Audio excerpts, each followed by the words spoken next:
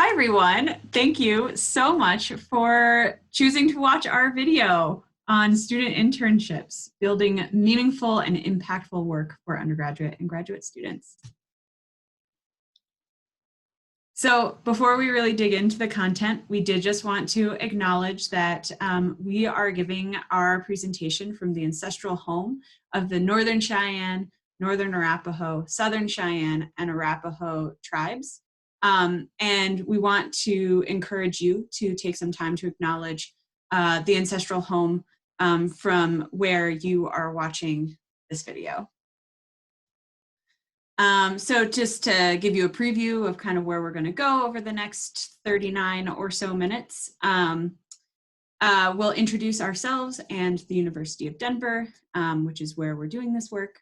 We'll describe our internship program, give you a bit of history about how we arrived at the particular internship that we have now, discuss how students have developed programs, how we have developed learning outcomes, training, assessment, and then talk through some of our future plans for this work.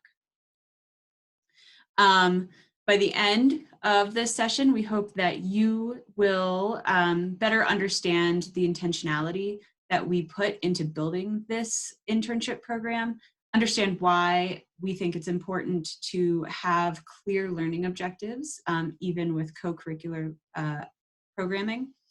We want you to be able to identify opportunities to replicate different pieces of this program back at your university, use some tools and approaches to help make your internship program better, and also just create a discussion where we can collectively figure out how to make student opportunities more engaging and meaningful for our students.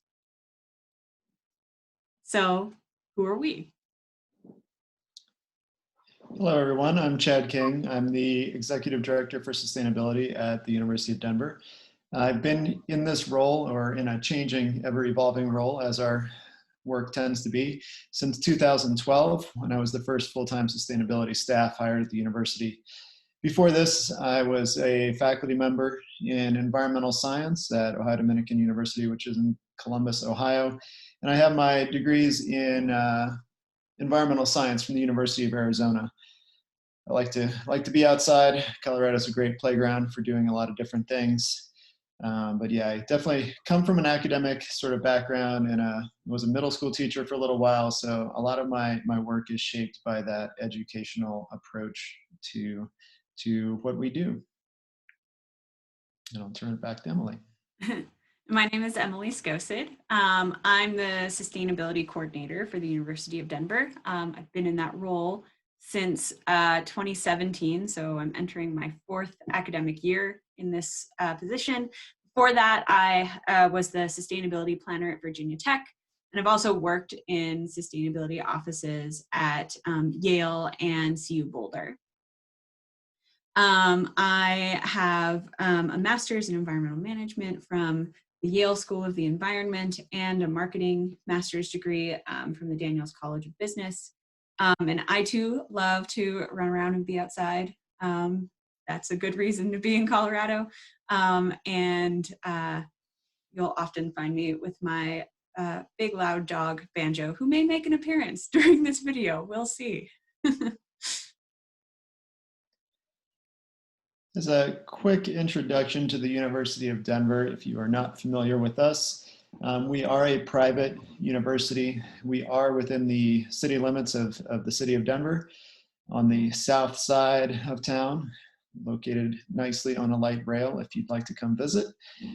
We have just right around 12,000 students. Over half of those are graduate students, so it changes the dynamic of our campus quite a bit. It feels like a much smaller campus than it is. We have quite a few grad programs that are professional, so College of Law, College of Business, social work. We do have a very strong study abroad program, some good funding for students to participate in that, so over 70% of our undergrads study abroad.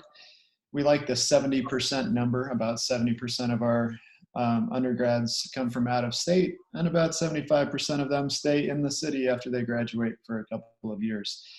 So it is a way that people find their way to Denver for sure, coming to the university. We have been able to embed sustainability in our strategic plan to really center it as a core value of the institution over the years, and have gotten good buy-in from senior administration on our work.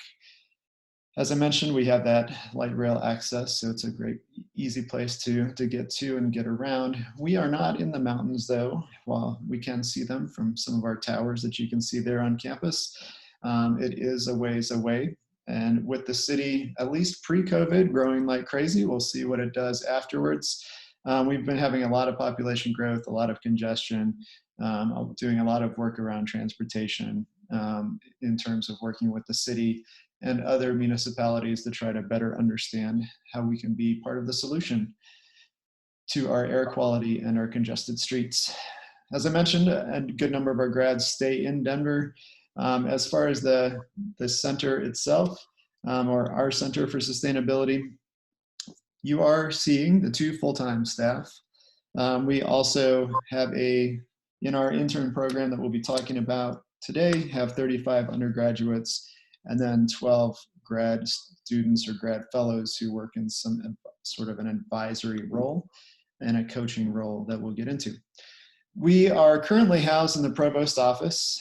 That is a change for us. We've been all around the university, have spent time in business and finance, in student life, and now back to the provost office where this work started.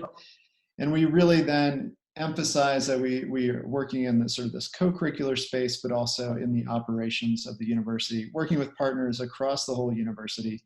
And just as a bit of a context for size, we're about 125 acres in the city here and have just over 3.5 million square feet of buildings. And our residential live-on population is, the first 2 classes, so it's right around 2,500 to 3,000 students typically.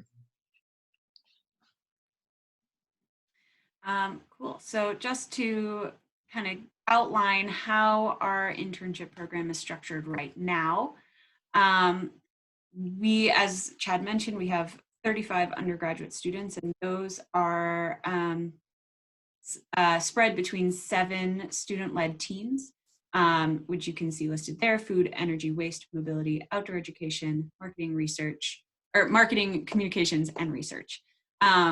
Each of those teams is led by a graduate fellow, and our grads come from almost every school at the University of Denver. So they get a really diverse mix of leadership styles and backgrounds, which is really great.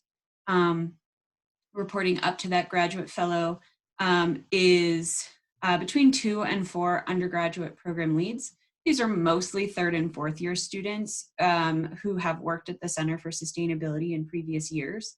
And their job is just to make sure like the one program or project that they're responsible for is successful while supporting their other teammates. This year we have 12 students who we have dubbed general staff. These are generally 1st and 2nd year students, although there are some 3rd and 4th year students in this role as well. They've generally not worked at the Center for Sustainability before. Their job is to join teams that are of interest or that they want to learn more about, and act as a support structure for that team, whether that's taking on tasks delegated to them by the graduate fellow, or the undergraduate leads taking on a side project that the team might not otherwise have capacity for. It's really up to them and their working style and how they'd like to engage with the team. And then this year, for the first time, we've also put together a small team of research graduate fellows, which Chad will be talking about a little bit more later on, but their focus will be really crossing this bridge between academic research opportunities and the work that we're doing at the Center for Sustainability. We, as a collective center, run a ton of programs. And so we've just got them kind of laid out here to see by team. So as you can see, each team is managing a ton of different projects and programs.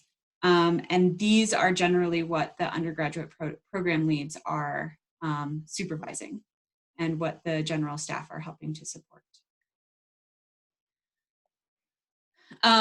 In terms of just the expectations for the students on the teams, every week we have an all staff meeting. It's an hour and a half long. And it's kind of the one thing on the schedule that I just say, like, you can't put other stuff during this time. When you build out your schedule, you just need to leave this hour and a half free, period, the end. And so far that's been working really well. We did have to put it in the evening since that is when fewer undergraduate classes occur. And for the most part, we do get everybody at all of these meetings. Each team is also expected to have a weekly meeting to discuss what's coming up and really dive into their team specific to-do list. Our graduate fellows also meet once a week with Chad and I.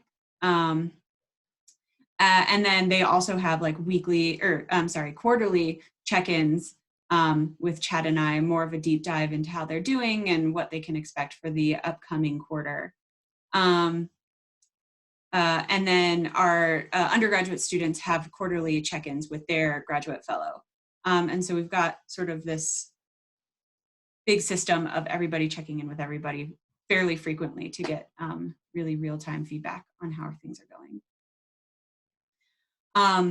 In addition to all of these meetings and programs that we're running, we spend a lot of time training our students so that they are set up for success. And so we'll dive in a little bit more what this training program looked like at the end of the presentation. But in general, the training spans everything from just like basic information about how the Center for Sustainability works and what our expectations are of each of our staff members. We look at professional development, leadership skills, personal development, and goal setting, and taking a lot of time to reflect on how things are going, both personally and in your programs. We spend a lot of time talking through metrics and how to make sure that the work that we're doing has a real impact that we can measure and report on after the fact. As well as just like critically thinking through our programs and being honest with ourselves about whether or not they're being as successful as we want them to be, or if they need to be changed or dropped in favor of other projects, knowing that we all have just a limited and finite capacity. So you might be looking at this complicated structure that we've built and wondering, how did you get here? And I know, having been in the field for a while, you're also probably very aware of the fact that a lot of the work that we do can be very institutionally specific and based on sort of the opportunities that each of the cultures of the schools that we're at affords us. So I'd like to go through a little bit of the program history of how we got to this point. So really, when I arrived at the University of Denver, I realized, well, we all know a number of these things. There was already a very active student body working in volunteer roles, lots of student organizations. And really, we knew that, and we know that students do catalyze university change. Their voice matters, and it matters a lot. We know that students really are wanting to make a positive change. A lot of students have interest in that positive change being around sustainability and the practices of the university. We know that sometimes students feel they don't have a voice and they don't know how to get that voice. We also know that sometimes students can be put off in hopes that they graduate before a thing gets done. And so there's a need sometimes to center or centralize their work in a way that there can be continuity over time. I found early on, I think momentum is a key currency on a campus. Our sustainability offices are not often blessed with lots of money or lots of power, but we do often have momentum of students who really want to see that change. So I think if we set the right structures, we can amplify voice and momentum to really make a difference on our campuses. And if we do that right, it can be a very rich learning experience for students and really provide them for careers, not just careers that have sustainability in the title, but careers across any number of fields by giving them this real world authentic experience. So I think that's the underlying sort of why we do what we do, what drives our work. But if we look into sort of, I mean, for me personally, where some of this work came from,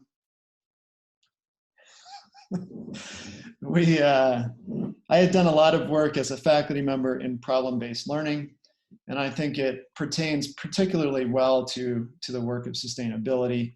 And I just pulled a couple of diagrams that I threw into this presentation from PBL Works website, so that if you want to learn more, you can check out that website. But I think if you look at this sort of the design elements to essential projects for problem-based learning, you can probably find yourself in this work if you're working with students and working at sustainability. You know, we're really looking at authentic problems, often sticky problems that are hard to figure out. You know, they're layered. We know it requires systems thinking to do what we do. So these are challenging things that we're facing. As I mentioned, student voice and choice in how they address this in problem-based learning is key, and it's key to our work as well. We've increasingly tried to build in this reflection and critique so that there's meaningful thought behind what happens. And then the authenticity really gets built by a public outcome. So what is the product that students are coming up with? And a lot of the programs that students can participate in on campuses have that built in. They have the opportunity to come up with a report, a program, something that they're reporting out to other stakeholders across campus in a fairly safe environment. And of course, all of this work is interdisciplinary, so it's a way to bring in lots of different views, lenses, and ideas to come up with solutions. So a lot of, as I mentioned, my background is environmental science. I had been doing this type of problem-based learning on the curricular side, and I thought this was a great opportunity to sort of embed it into the co-curricular side, even though students weren't getting credits for this. So that became, that was the foundation for a journey that grew, expanded to what we have today. But originally, a lot of this work was really, while we had this problem-based learning approach, the work was founded in operational origin. So we, coming into the university, it was clear that there were a lot of operational gaps. Some of that was due to the fact that either the offices, you name the office, facilities, custodial, student life, food service, either they didn't have the resources, they didn't have the will, they didn't have the understanding of what could be done in these areas. There was a lot of early work navigating across the silos of the university. How do we work with different academic units who have control of buildings? How do we work with facilities? How do we work with custodial? How do we work across all these potential stakeholders? The Center for Sustainability at the university became a home for student initiatives that had started and were floating out there on their own. So a lot of hope from facilities that an office would help provide that continuity. And it also became sort of a dumping ground for other projects that had been created by different units across campus.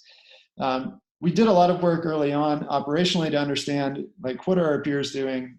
What kind of opportunities could we identify for work? And then just generating those ideas of what sort of programs might students develop or run with. And that led to a sort of scattershot approach over the next several years. So to identify a few of those, some of these programs, as I mentioned, they grew out of student ideas. Some of them were there before we got there. Some of them grew as we went, but we really have gone with an approach that everything is a pilot project. Universities tend to be a little bit more forgiving if it's a pilot. And so we have used pilot projects to really build capacity and to understand, like, what amount of programs is the right amount of programs for us. We early on were really embracing the student creativity. So yeah, tell us what you want to do and we'll give it a shot. We'll do a pilot and figure out if it'll work for us or not. By doing these early pilots, it allowed us to better understand the campus and the community. So as we worked with people across campus, we began to understand what are the visions and goals of different offices and how can we work with them. Where does it make sense for us to support? How can we start programs and potentially hand them off to other offices where they would fit better? We were able to build expectations from students, like what does it mean to start a project, to run a project? What does it mean to work as an intern in the Center for Sustainability? And it helped us to build social capital across campus. So partners began to see that there was value working with us. There was an outcome that was meaningful. And early on in these pilots, we really were in this tremendous growth phase that led quickly to a chaos phase. As we grew programs maybe faster than we should have, but you live and learn. So some of the programs that we started with early, we did a furniture share, like a way to get rid of excess materials. This was bumped off to us from facilities.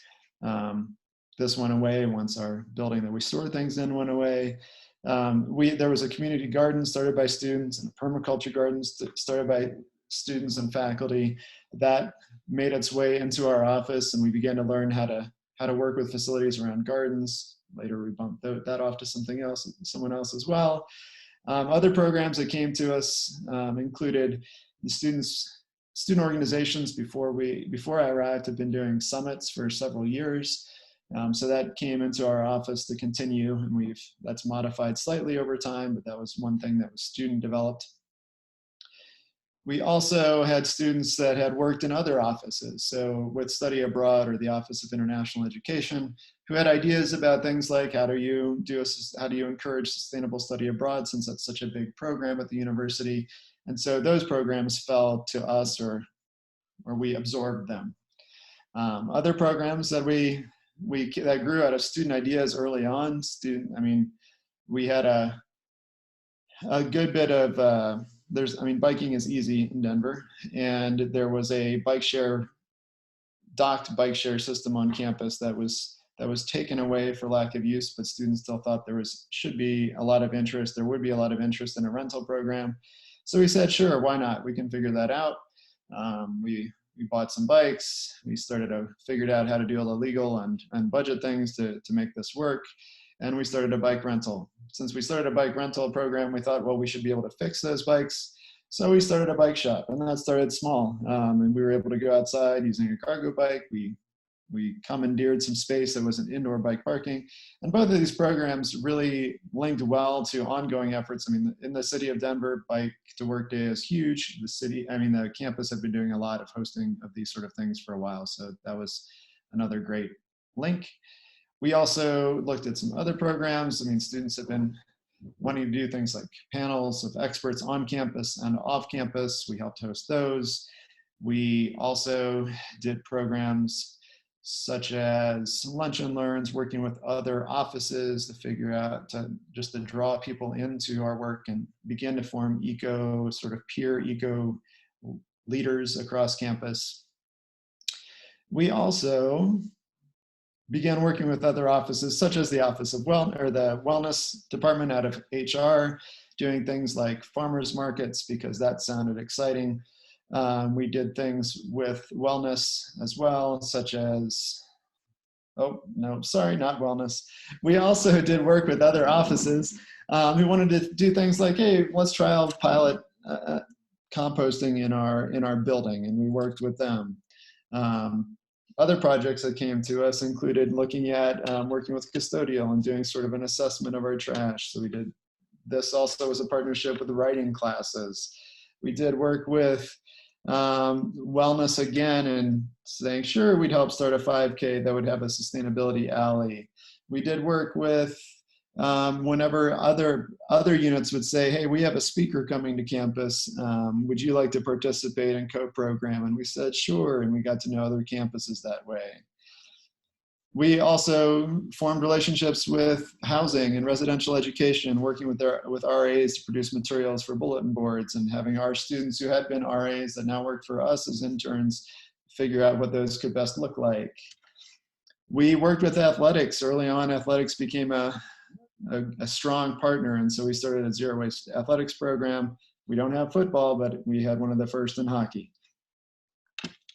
And really over all of this time, while you can imagine this was a chaotic sort of growth period, we were trying to figure out how do we both refine the expectations for student work, how do we write better job descriptions, how do we have students understanding what they're going to get into, and then how do we understand our own office's capacity and limitations. Again, we were running around trying to help operations.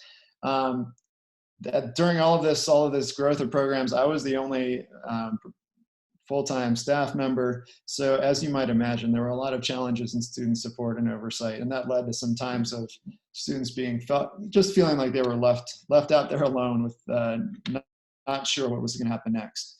So we also built in some, this went from sort of a chaos of like, we have, the list on the left there was all the positions we had by the second year that I was at the university.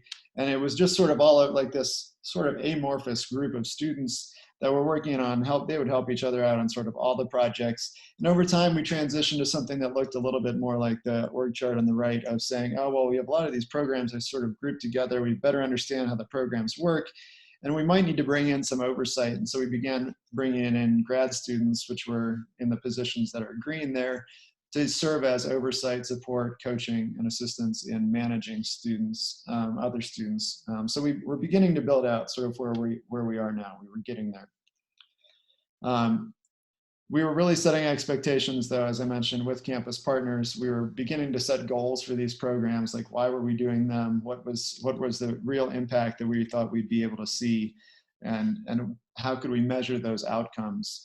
And we began to move into a phase where it became clear, like a lot of our work needed to be on continuity, on continuing programs that existed. Students love to create new programs, but that's just not really realistic to just create new programs all the time. So we began to manage this as we have to manage our programs over time, understanding that if a program isn't successful, it likely won't continue, or if scenarios change, it won't continue.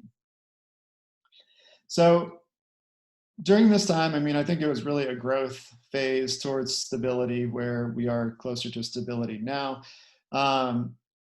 These new programs are exciting. Students always wanted to come in and say, have an idea and run with it. It required a mindset change for students and our office to get towards the stability of, we have a set number of programs. We're likely not going to create new ones unless some of ours go away. And we really had to build into our existing programs. How do we bring that idea generation, that creativity into our existing programs? And then how do we evaluate programs success in the same way that a business might evaluate their programs or their business operations to see what was working and what wasn't working. And really that built us into, as we went through that process, in the background of all of that change was the fact that our office was moving reporting across campus. We ended up in student life about the time that I was able to hire Emily to join our staff. So that drove some of how we approached our co-curricular, like really building out our co-curricular side. But we began to see that really, while it was about making changes in our operations and really changing how campus worked, what we were really doing was building this curriculum for students and building a program that could be well defined just in what it did for students in learning and development.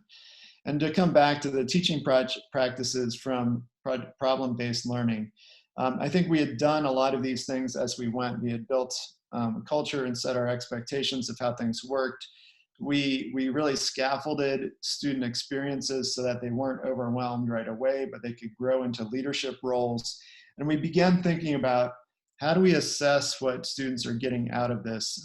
How do we set learning objectives and then really get to that assessment piece, which isn't always common in the co-curricular setting or not in an academic class. So how do we do that in an authentic way that doesn't feel like a lot of extra homework kind of assignments for students?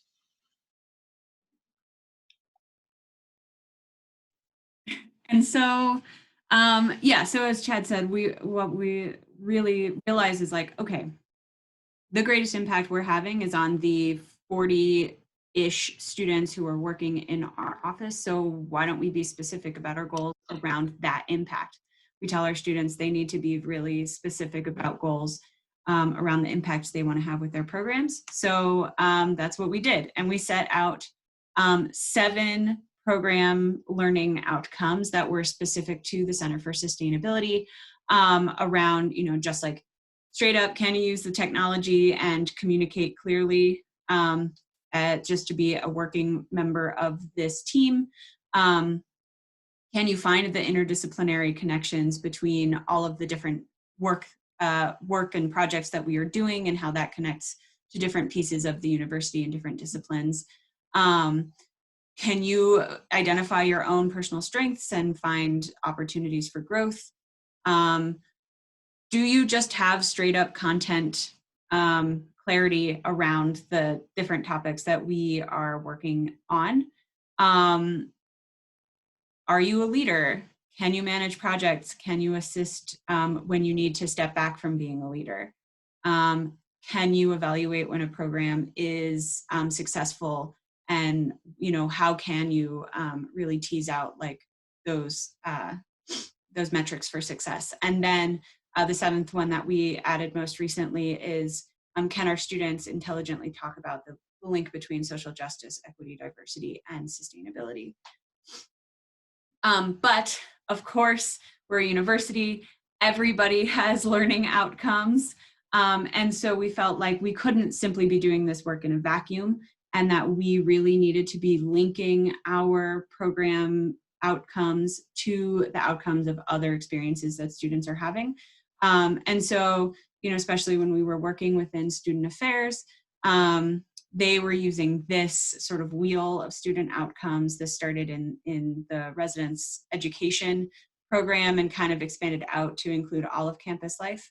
And so we drew a lot of connections between our learning outcomes and how those map to these 12 learning outcomes that Student Affairs uses. The Career Services Office uses, 4 career milestones. So as students move through their time at the university, they are mapping out towards their future post-collegiate career. And so obviously we're doing professional training and giving people, sort of the content on their resume. And so we had to be mapping our experiences to these milestones.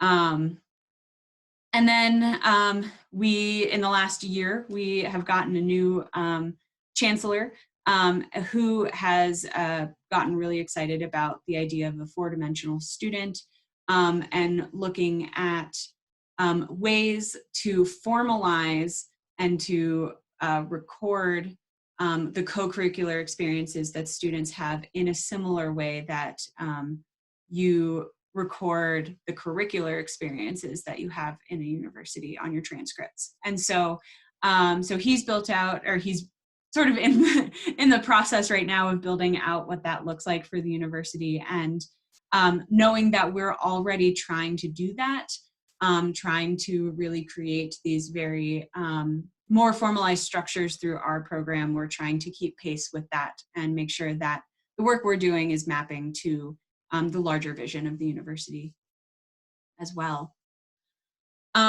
Okay, so then to dive more deeply into how we're achieving a lot of these program outcomes through our training. Last summer, we had a really, really successful 10-day training, 8-day intensive training over the course. It was 8 days of training over 10 full days. But and we did that before school even started during orientation week. And it was a really intense 8 days. A lot of team building happened. The students learned a ton of content, everything from introduction to the center all the way through like what is environmental racism and how do you do behavior change. And we did a full day of design impact and meaningful metrics with them. And then they ended the week getting to, really set out what are their goals for their team. How are they going to approach kind of the first event of the year? What are their personal goals? All of that. And so before school even started, they were ready to go. And it was a really, really great opportunity for all of us to get to know each other, to start the year off really, really strong, and to get, well-trained and tick off a lot of these learning outcomes right away.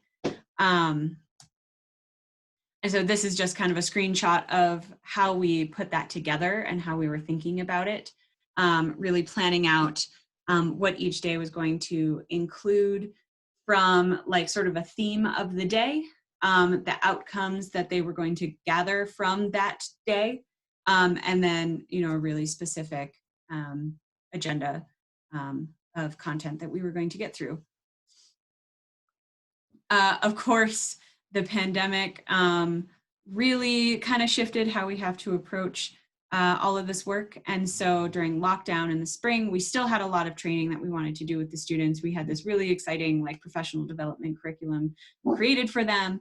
And we kind of had to pivot, and we created a bunch of online workshops around writing cover letters and resumes, networking, interviewing, that kind of work. The students said that they were really interested in this, but the participation was actually pretty low. Although we kind of assume that that's from the general malaise that students had during the peak of COVID lockdown. And so then this fall, of course, we still weren't able to bring a staff of, 35 plus students into one room. And so we had to think about other ways to approach this training. And we've just kind of come to the end of that training work in our office as we are recording this video, where we did a series of trainings. Chad and I offered, 4 or 5 different versions of the same training where students could drop in and watch whenever they had the time, and participate in that way, get to know each other in sort of smaller chunks and smaller groups. Just because having people sit on Zoom for 8 hours in a day felt cruel. Some of the other student staffs did that at our school, and I just couldn't imagine myself doing that, much less a group of 35 students. And we're also leaning on what we're calling the sustainability buddies, students who have not worked in the center, really leaning on students who have been here for 2 or 3 years to help them get on their feet and feel really comfortable and confident with all of the work that we're doing. And I'll toss it back to Chad to finish out telling us how we assess whether we're successful with all of this.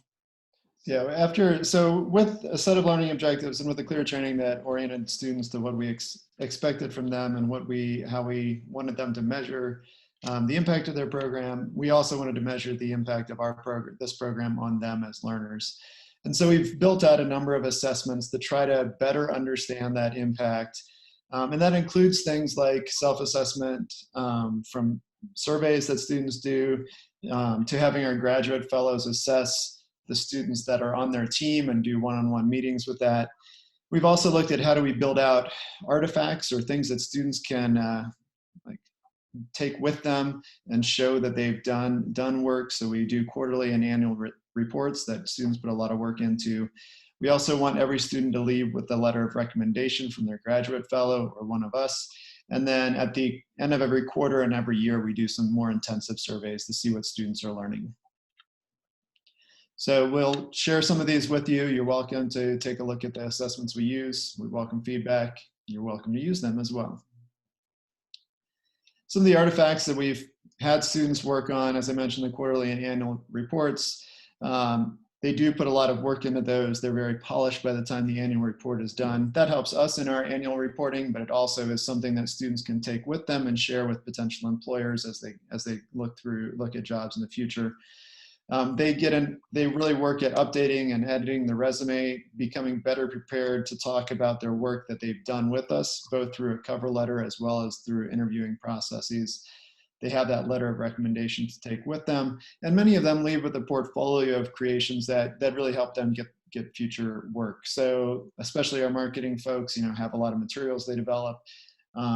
Students end up walking away with a handful of things that they can show that they have done work. We hope to have them all be able to talk pretty clearly about how they've managed programs, measured outcomes, and really come to something that was a tangible outcome. We measure that self-learning and growth, having them report on throughout the quarter, it's always interesting to see, or throughout the year, we're on the quarter system, to see how they grow over time through their self-assessment in a number of different areas. So it's helpful to see that growth. And then we also, by the end of the year, are asking students questions, again, self-assessments about how much they feel like they've grown in a number of different areas. And so again, we do see a lot of positive growth in a number of areas, such as the report writing, working on teams, even delegating is something we've been stressing more in the last couple of years. So we see a lot of growth across a number of areas and try to measure that as quantitatively as we can. There is one elephant in the room with the program that we've developed. It's expensive, like really expensive. So this is just a snapshot of one of the budget planning scenarios that we put together. And there's a lot of reasons why this program is expensive. Some are really specific to DU. For example, we're just simply not allowed to do unpaid internships. Students are not allowed to have unpaid work, which is good for ethics, but it's obviously really tough on our budgets. Also, our campus culture really pushes students to be entrepreneurial, to monetize skills that they have and ideas that they have. And so that generally means that students don't want to do stuff for free. They want to get paid for the work they're doing, which again is really good ethics and really hard on our budgets. We also have to follow Denver's minimum wage, which right at this minute is $14.77 per hour. By 2022, that will be $15.87 an hour. Again, that's really wonderful. That's almost a living wage, although Denver's really expensive. And that's, again, great that we can pay, that we need to be paying our students a living wage, but it's tough on our budgets, which don't increase at the same rate as the minimum wage. And then DU can be really, really specific about what can count for credit in terms of doing an internship. And so it's generally just easier for us to pay students rather than to develop an internship opportunity for them, or it has been in the past. But the programs don't have to cost so much money. We feel very lucky that we've had the funding available to do these programs. But if your school makes independent study or internship credit easier to access, that's a really, really great way to incentivize students to still do this work and give them something in return that's really tangible. Volunteer-only programs are possible. And this is, I ran a similar program at Virginia Tech, and it was unpaid. It was fully volunteer, no credit, no money. So I worked really hard to create a lot of value in that training and mentorship piece, which was really great to then bring to University of Denver, where we could really infuse that into the program we have now. So it can be an opportunity, but definitely like having students do unpaid work is, ethically gray at best. And then, there is opportunities to find partner funding. We've been able to secure little pots of money here and there. And the more creative you can be about where that money comes from or how you can pitch the program to partners who might want to throw, enough funding for 1 or 2 interns your way, the more successful you can be with that. So that's where we've been. As we looked at where we're going, we are up against some budget constraints, as many of you might be as well. So we are really exploring and have some good partnerships that are new with several academic units to explore how we can move into more of a internship credit system, as well as doing more independent studies. We are trying to build more. All of this work that we've explained today has been in reference to on-campus internships. So we're trying to build out some other opportunities for off-campus work, either with partners or as sort of a fee-for-service work that would allow students to act as consulting teams with companies or nonprofits that would like that work. We are looking at some fee-for-service kind of programs on campus too, so setting up our own little entrepreneurial businesses that our students are running. And then with some recent developments in on campus and some strategic planning, there's more opportunities for us to be involved in research. So our new research team of our interns are really focused on not only internal reporting, but looking at beginning to partner with community partners to co-develop knowledge with them around justice and sustainability in our planning, in our cities, in how we work in the Rocky Mountain West. So we continue to build out research opportunities that can bring in more students and be more easily translatable to credit-bearing work. And that's all that we have for today. And so thanks for watching. Definitely feel free to send any questions our way, either like through the hub or directly at our emails, which are listed right here. And if you can't remember our names, sustainability@du.edu will get to us as well. Thanks so much. We really appreciate it. Thank you all. Enjoy AASHE.